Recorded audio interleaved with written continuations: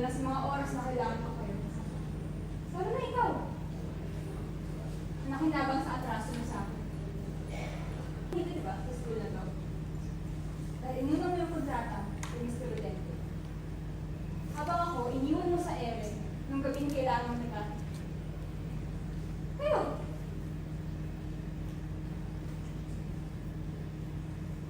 Alam mo, Libby, hindi yan yung totoo.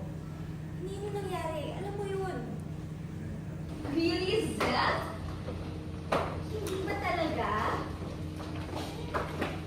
I was there. It was in my house when Dad offered me the scholarship.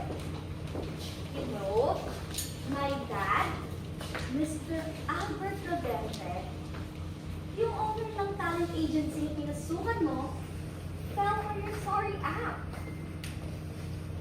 Sinadya mo magpaaral sa kanya.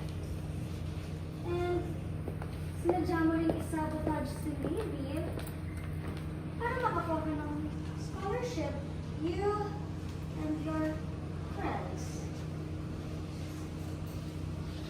Hindi yan totoo. Dahil yung totoo,